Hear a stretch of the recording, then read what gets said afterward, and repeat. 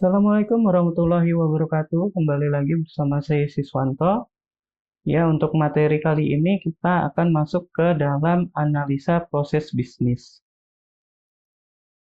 Ya, jadi untuk uraiannya sendiri, ya, kebutuhan pengetahuan dari sistem yang berjalan, kemudian teknik-teknik pengumpulan data, dan bagaimana memodelkan untuk menjelaskan sistem yang berjalan tersebut. Menjelaskan pemahaman tentang cara mendapatkan gambaran sebuah proses bisnis yang mencakup proses bisnis operasi, proses bisnis informasi, dan proses bisnis manajemen. Ya, jadi untuk sasaran, teman-teman menjadi mengerti ya bagaimana proses yang ada di sistem berjalan, dokumen-dokumen yang digunakan, orang-orang yang terlibat, menggunakan teknik-teknik pengumpulan data yang ada, kemudian menggambarkan interaksi sistem informasi dan informasi dari lingkungan sistem. Ya, kemudian ada di sini APB ya. Jadi teman-teman, apa sih itu APB? Jadi ada yang namanya analisa, proses, dan bisnis.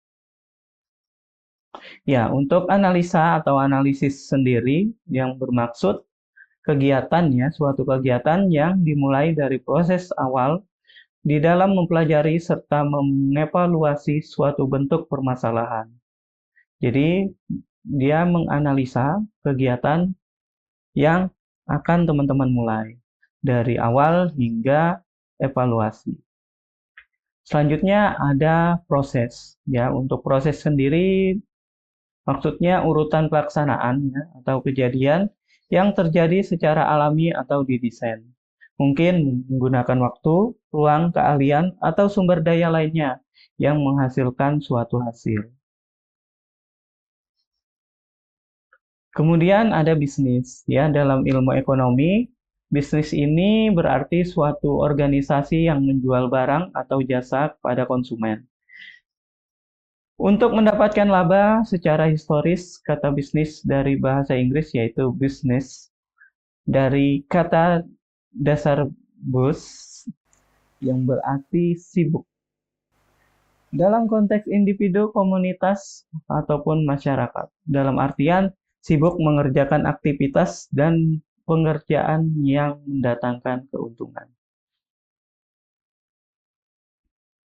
Ya, suatu proses bisnis ya adalah suatu kumpulan pekerjaan yang saling terkait untuk menyelesaikan suatu masalah tertentu. Suatu proses bisnis dapat dipecah menjadi beberapa subproses yang masing-masing memiliki atribut sendiri, tapi juga berkontribusi untuk mencapai tujuan dari superprosesnya.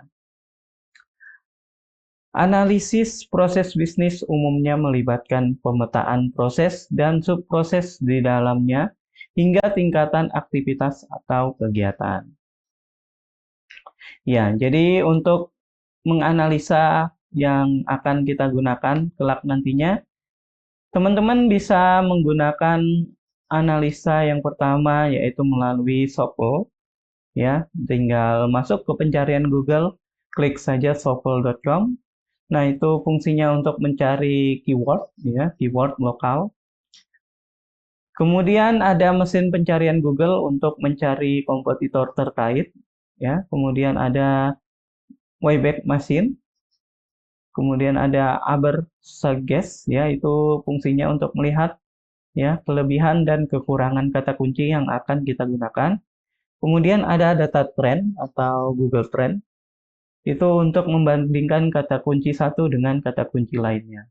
Jadi, sebelum kita membuat toko online ataupun membuat Google Business, kita harus menganalisa kata kunci terlebih dahulu melalui software-software yang sudah disediakan. Ada 3 jenis proses bisnis ya.